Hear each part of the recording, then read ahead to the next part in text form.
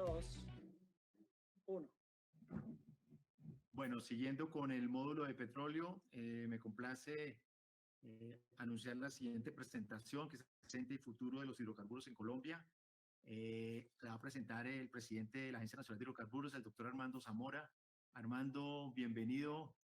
Muchas gracias por tu participación. Pues Armando nos ha colaborado muchos años en ENERCOL, ha tenido participación en diferentes roles y en diferentes versiones, es muy cercano al evento y nos complace mucho tenerte hoy en esta versión de ENERCOL, esta versión virtual que nos tocó este año. Una breve presentación, yo sé que todos conocen la hoja de vida del doctor Armando, pero hacer un resumen muy breve. Es ingeniero mecánico y especialista en alto gobierno de la Universidad de los Andes. Tiene una maestría en ciencias y doctorado en ingeniería en MIT, Boston, un MBA en Lausana, profesor honorario del Centro de Estudios de Energía, Petróleo y Minería de la Universidad de Dundee, en Escocia, el que fue director adjunto. En la experiencia profesional, pues ha tenido mucha experiencia, trabajó en Móvil en Colombia, en el Instituto de Asuntos Nucleares en Carbocol, fue asesor senior de Accenture, Strategy Energy y de Slumber Business Consulting, y consultor senior de Boston Consulting Group. También ha sido consultor del Banco Interamericano de Desarrollo, del Banco Mundial, del Fondo Monetario Internacional y de la Corporación Financiera Internacional. Y regresó a la Agencia Nacional de Hidrocarburos este año, después de haber sido el primer director y haber estado por 8 años como presidente de la agencia. Nos complace nuevamente, como te digo, Armando, tenerte acá y te doy la palabra para tu presentación. Muchísimas gracias. Voy a compartir mi pantalla. Yo la presentación que tengo prevista para un poco menos de media hora, ¿correcto? Vamos a presentar cuáles son los retos que como agencia vemos para Colombia, para el impulso de este sector en una época tan difícil. Entonces vamos a referirnos al tema de cómo se ha reaccionado a la crisis, cuáles son los proyectos críticos en este momento que tenemos para reaccionar a la crisis y cómo se está adaptando la agencia como entidad para esta nueva normalidad. Entonces, si les parece, voy a compartir la pantalla. Te agradecería si me confirmas. ¿Se está viendo la pantalla? A ver. Sí, está perfecto. Ahí. Sí, bueno. Está bien. Mejor ahí. Bueno, pues entonces, esto pues no es sorpresa para nadie. Estas son las últimas figuras y proyecciones del Organismo Internacional de Energía en su informe del mercado de petróleo del mes de septiembre. Y yo simplemente quisiera destacar que la perspectiva que se espera para final de año, como se ve en el gráfico a la izquierda, es la de una recuperación de la demanda hacia los niveles que teníamos en el año 2015, que fue, ustedes se recuerdan, el año de la última crisis anterior a esta doble crisis del COVID y del mercado, y los precios del mercado. Entonces, uno podría esperar que si todo se normaliza, pues podríamos iniciar la senda de recuperación, aunque la realidad es que pareciera ser que el mundo esta vez va a cambiar de maneras más profundas para siempre y de manera estructural en el doble sentido, y esto tampoco pues es noticia para ninguno de ustedes, en que el mundo aprendió a que se puede trabajar remotamente, a que esta tecnología que estamos usando hoy de comunicaciones nos permite ahorrar desplazamientos y que hay una conciencia sobre lo que es la transformación energética. Entonces, muy seguramente la nueva normalidad va a hacer que la demanda sea mucho más baja de lo que se estaba originalmente planificando. Además, la industria y los inversionistas ya están apartándose de la producción de combustibles fósiles, se están moviendo rápidamente. Ha habido anuncios muy destacados de empresas como Shell o BP, donde se van a transformar en empresas de energía limpia. en empresas de energía renovable. Eso no quiere decir que no siga a haber demanda de petróleo. Ya todos sabemos pues que el mundo seguirá necesitando petróleo y gas y hidrocarburos fósiles por las próximas décadas, y todo lo que se está produciendo se tiene que reemplazar. Sin embargo, pues el efecto en la demanda aparentemente va a ser permanente y digamos, desde el punto de vista de la demanda, no se puede ser tan optimista, y menos en los próximos 1 o 2 años. En lo que respecta a la oferta, pues también diríamos que hay suficientes reservas descubiertas para los próximos 30 años en promedio, y que hay una gran estrategia entre los mayores productores, léase Rusia y Arabia Saudita, para mantener su cuota de mercado, para, digamos, prevenir la entrada de nuevos jugadores, y lo que hacen ellos es pues jugar con las cuotas de cortes de producción para que los precios estén lo suficientemente bajos para que no entren nuevos jugadores, pero lo suficientemente altos como para que ellos puedan tener sus ingresos. Pero todos sabemos que los precios de equilibrio que requieren Rusia y Arabia Saudita para tener un balance en sus finanzas públicas son superiores a los $60 en todos los casos. Inclusive Arabia Saudita necesita precios de 90 para tener un equilibrio en sus finanzas públicas, un país muy dependiente del petróleo. Rusia lo necesita del orden de 60. Entonces, uno podría pensar que a todo el mundo le conviene unos precios más altos de los que tenemos ahora, que el efecto doble del COVID y la guerra de precios, pues a nadie de los productores les sirve, y que veremos gradualmente una recuperación de precios. La parte buena de ese escenario es que Colombia es un país relativamente competitivo, no es un país de costo mínimo como Arabia Saudita, pero tampoco es un país de costo alto como los no convencionales de Estados Unidos que acabamos de ver en la anterior excelente presentación. Entonces, Colombia es relativamente competitivo y tiene una base de recurso importante, tiene un buen posicionamiento en el mercado, buena infraestructura para acomodar nueva producción. Entonces, además, Colombia pues está reconocida en recientes informes. Puedo mencionar Wood Mackenzie, puedo mencionar IHS, como el ambiente de inversión más atractivo de América Latina. Entonces sí que tenemos una buena posición para poder ser más que optimistas, para tener confianza en que si hacemos lo correcto, vamos a poder atraer la inversión que necesitamos para mantener la producción e incrementarla hacia, yo diría, el punto de referencia que todos tenemos, que es el millón de barriles. La pregunta es ¿cuándo?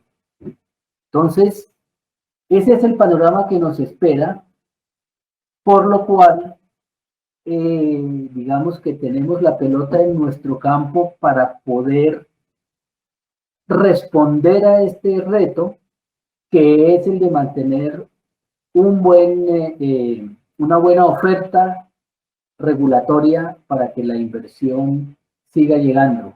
Mucha o poca la inversión que buscará destinos, pues tendrá que ir a los destinos más atractivos, y en América Latina, en Colombia, pues estamos muy bien posicionados. Voy a pasar a la siguiente y voy a referirme a las medidas que se tuvieron que adoptar como respuesta a la crisis. Yo pues volví al país recuerdo muy bien, el 9 de marzo, en plena crisis, y desde el 9 de marzo, pues no he salido del hotel en el que estoy todavía, aquí desde donde les hablo. Y bueno, no desde el 9, un par de semanas después, para ser más exacto. Pero en esas primeras semanas ya estaba el consejo directivo de la agencia y la industria, la ACP y Ecopetrol, principalmente representando a la industria, concibiendo una estrategia de emergencia para responder a la crisis. Y hay que decir y hay que reconocer que el trabajo conjunto, en donde todas las partes unieron esfuerzos para tomar medidas que fueran razonables y que buscaran, en primer lugar, mantener el flujo de efectivo para las empresas para que pudieran seguir operando y además darles la flexibilidad suficiente para que no entraran en incumplimiento de compromisos, estos se pudieran aplazar y que, digamos, los costos de operación no fueran, se pudieran aplazar ciertos costos de representados en derechos económicos para que pudiera seguir operando la industria. Esto en lo que corresponde a la NH. El Ministerio de Minas y Energía junto con el gobierno, pues también trabajaron de una manera muy efectiva, muy rápida, pero también compleja, en garantizar que la industria mantenía la continuidad de las operaciones y era exceptuada de las restricciones a la movilidad que tuvo el resto del país. Entonces, aunque vimos una caída de la producción de más o menos 880.000 barriles en promedio en el mes de febrero, hasta un punto bajo de 700.000 barriles en algún día del mes de junio, pues sí se logró mantener ahí la producción, que ya está comenzando a mejorar, ya están los promedios de 750.000 barriles, pero estas son las medidas que hubo que tomar, esto para ilustrar un poco esta discusión. Se permitió y se facilitó con el acuerdo 1 del 22 de marzo, primer acuerdo que surgió después del año y después de la crisis, del inicio de la crisis, se permitió hacer un traslado de inversiones entre contratos y convenios para que allí en donde era imposible continuar por diversas razones, se pudiera no perder, o se evitara la pérdida de esa inversión y pasara a otras áreas en donde sí podría ser desplegada. En el mes de abril, el día 7, el acuerdo 2, digamos, fue el acuerdo más robusto en términos de adoptar medidas transitorias para mitigar los efectos de la caída de los precios. Entonces tenemos que se extendieron términos y plazos para todos los programas de evaluación, de declaración de comercialidad, de los programas de trabajos de explotación, de los planes de explotación y desarrollo de sus actualizaciones. Se redujeron las garantías, que en algunos casos eran hasta del 50% de los programas exploratorios y se redujeron a los mínimos de 10%. Y se dio la posibilidad de que los programas en beneficio de las comunidades se reorientaran hacia la atención de la emergencia. El acuerdo 04 del 8 de junio fue objeto de un análisis económico muy riguroso y muy profundo para ver hasta dónde podíamos llegar en el diferimiento de derechos económicos por concepto de la participación en la producción o el denominado X en algunos contratos, la participación adicional a las regalías que recibe la NH como variable de adjudicación de contratos en procesos competitivos.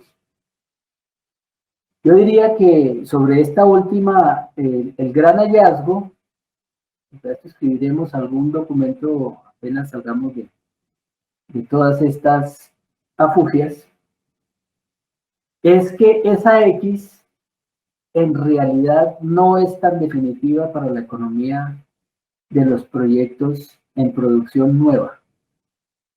En realidad la X, inclusive tuvimos un contrato con una X del 43%, que cerró cuando el precio bajó a sus niveles mínimos, pero que apenas subieron los precios ahora en los niveles en que están volviendo a abrir, están volviendo a reactivar la producción, repito, a precios de $40 por barril en WTI, y con X del 43%.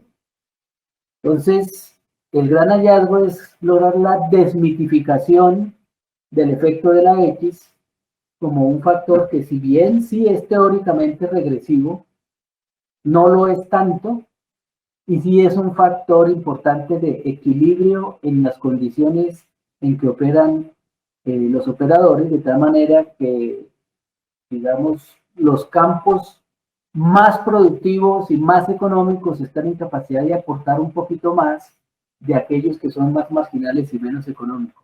Eso, digamos, nivela el campo para las empresas que están operando. Entonces, este acuerdo, como vamos a ver, fue muy bien estudiado, pero yo creo que la noticia es más buena que mala. No hubo necesidad de acudir a él, pero el trabajo se hizo.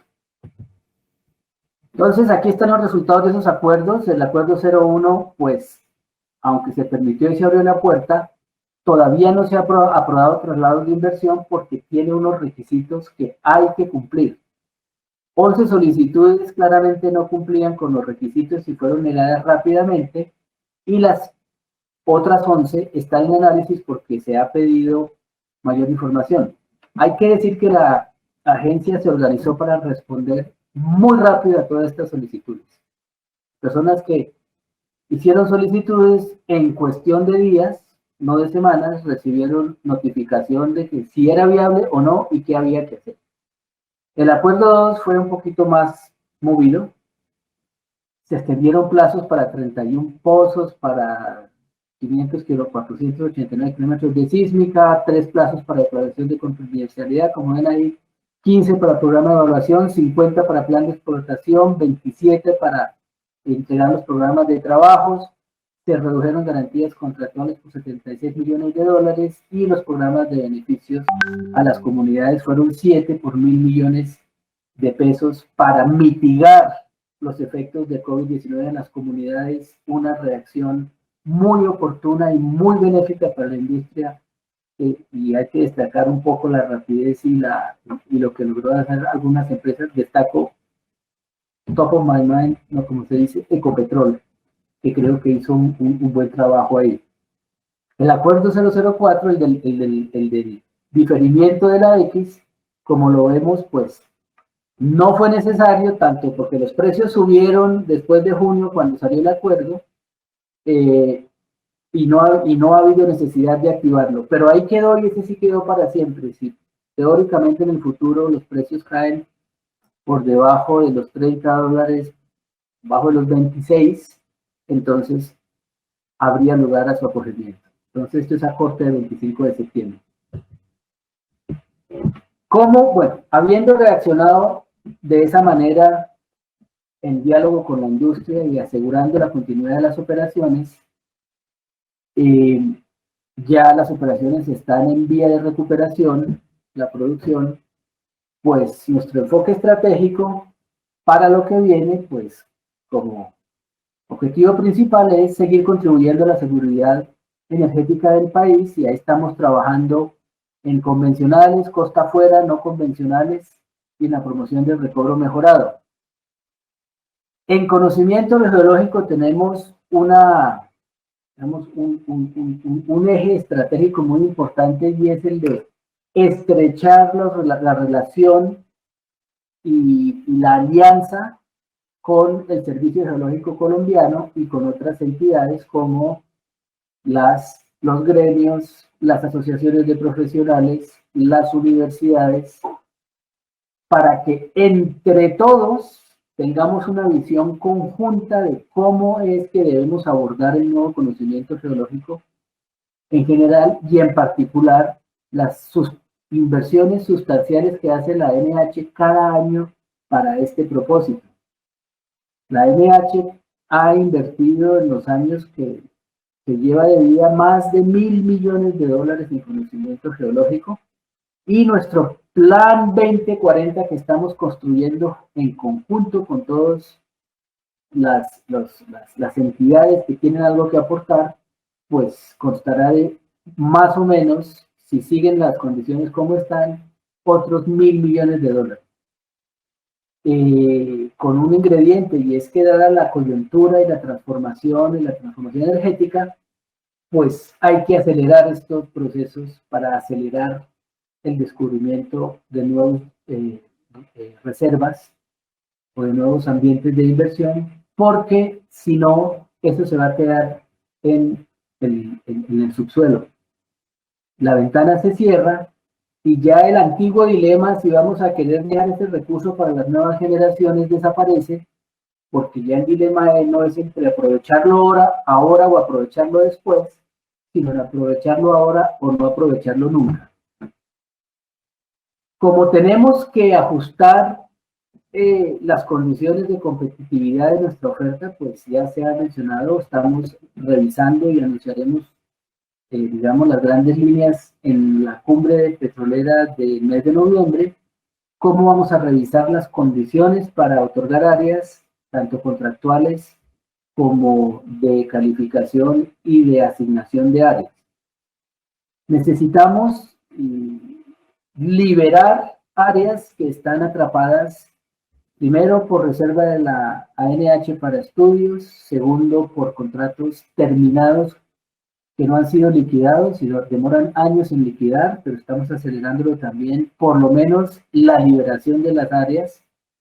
Ecopetrol ha manifestado, y podemos comprobarlo en el panel subsiguiente, pero claramente ha manifestado que está en disposición de revisar su portafolio y liberar áreas para aportar a este proceso. Y pues necesariamente vamos a tener que apretar lo que son todas las devoluciones de áreas. Entonces hay una necesidad reconocida por todos y por el Consejo Directivo de liberar las áreas. Y ya hablé de las condiciones de competitividad. Muy importante también la agencia, y el tiempo está corriendo rapidísimo, una transformación digital bastante profunda. Ya digamos, todos nuestros procesos de fiscalización van a ser más remotos que de desplazamiento físico, y también más de inteligencia artificial que digitación manual, digámoslo así. Y además de que todos nuestros sistemas se están modernizando e integrando con los de otras entidades del sector, y racionalizando, porque digamos que en eso la NH estaba un poquito quedada y un poquito dispersa sus sistemas. Había mucha necesidad de intervención manual, repetitiva, y eso pues obviamente no tiene sentido hoy en día. Además de que esa transformación digital nos va a ayudar también, como se está haciendo hoy, a hacer la promoción y la comunicación con todo el mercado. Y a nivel de fortalecimiento institucional, pues estamos recogiendo las recomendaciones de la Comisión de Expertos para Desarrollo de No Convencionales, y es el de revisar un poco la estructura institucional, aunque esto es una tarea del alto gobierno del ministerio, sí estamos pues aportando las propuestas para hacer eso. El verdadero fortalecimiento institucional está en nuestro trabajo más integrado con las entidades que tienen un papel en el desarrollo de este sector, en la viabilización de sus operaciones.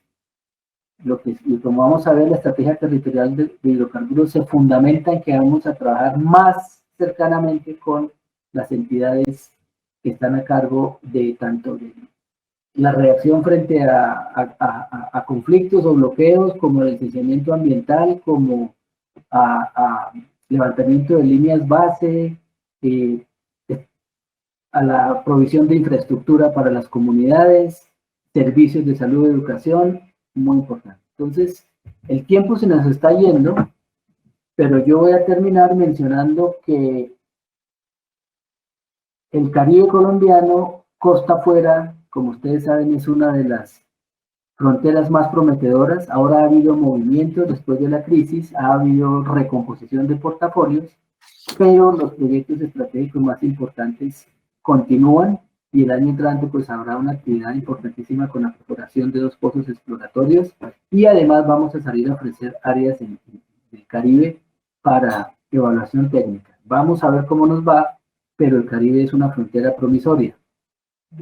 Nuestro proceso permanente de asignación de áreas, ustedes lo conocen, continuará, pero de manera más simplificada y más atractiva. Ustedes conocen las etapas en las cuales, pues, digamos, hay una habilitación permanente. Ahora cerramos un ciclo, tuvimos una buena sorpresa de que como más o menos 15 empresas, digamos, se volvieron a habilitar, actualizaron su habilitación y el proceso es el de presentar manifestaciones de interés que les da ciertos derechos y luego hacer un proceso de contraofertas, mientras que quien presenta el primer interés tendrá el derecho de igualar. Y va a ser simplificado, nos ahorramos un paso. Estos son los resultados del primer y segundo ciclo, ha sido muy interesante, 26 áreas adjudicadas después de unos años de no adjudicar. En el tercer ciclo recibimos 5 manifestaciones, de las cuales 4 son válidas y serán adjudicadas en el mes de noviembre, con una posibilidad de contraofertas y de igualarlas. De manera que hacia noviembre adjudicaremos los contratos. Son 4, pero 4 que valen oro en estas circunstancias. Y para el cuarto ciclo, que será anunciado en la cumbre, pues esperamos de verdad ir hacia donde se pueda en términos de rejuvenecimiento contractual, como le decimos, para volver a su naturaleza más privada que pública y tener unas condiciones más fáciles de acceso. Estas son las fechas clave del tercer ciclo. El 22 de octubre habrá la lista definitiva de habilitados para oferta y contraoferta, y el 30 de octubre recibiremos las primeras propuestas y el 17 de noviembre, previo a la cumbre, las contraofertas. Quiero destacar rápidamente, porque el tiempo se acabó, que hay ciertas tareas que son como muy poco visibles, pero son complejas e importantísimas, como los procesos de coordinación y concurrencia. Por eso es que este año los limitamos a donde había interés firme en hacer ofertas y no en otras que fueran especulativas. Hicieron 16 reuniones en tiempo récord, virtuales, ya está hecha la coordinación y concurrencia y se elaboraron las fichas socioambientales, ya que el terreno está abonado. En medio de esta crisis se logró preparar el terreno para la recepción de ofertas y contraofertas y la adjudicación. Aquí ya me refería que el mapa de tierra se ve saturado y la necesidad de empezar a liberar áreas para poder mantener un ritmo de reinversiones. Y pues, yo creo que ya casi para terminar, pues quiero volver sobre el tema de lo que es la estrategia territorial de hidrocarburos, es decir, el esfuerzo que está haciendo el gobierno, no la NH, sino el gobierno, en cabeza del Ministerio de Minas y Energía, para coordinar profundamente todas las entidades que tienen, digamos, alguna jurisdicción sobre los problemas del territorio. El papel de la NH misional que tiene es el de darles apoyo y hemos logrado una serie de convenios interinstitucionales, provisión de recursos humanos, físicos y logísticos, y esperamos que esta estrategia sea muchísimo más efectiva ahora que salgamos de la crisis, para construir sobre lo construido, que ha sido muy exitoso. Quedan los proyectos piloto, en los cuales ya en estas semanas se están aprobando todas las reglamentaciones. Hay una puja, digamos, por los tiempos del cronograma que tenemos para recibir las propuestas. Los interesados piden más, el gobierno pide menos. Esperamos generar pues las condiciones adecuadas para que haya efectivamente presentación de propuestas después de todo el esfuerzo que se ha hecho en los últimos 2 años para poder habilitar esta tecnología que tanto potencial presenta, pero que tanta oposición activista tiene.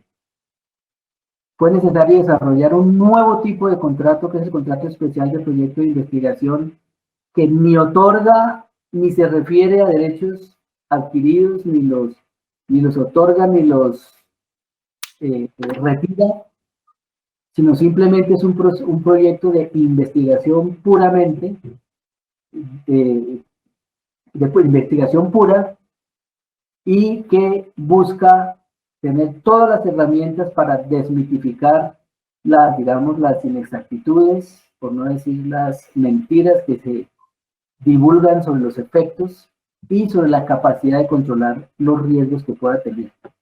Entonces, estos proyectos piloto de investigación integral son críticos para poder acceder a ese potencial que tenemos. Eso es lo que tenía para comentar. Me excedí. Bueno, yo creo que empezamos un poquito tarde. Ahí nos cumplimos con el tiempo y quedamos abiertos a la discusión que sigue.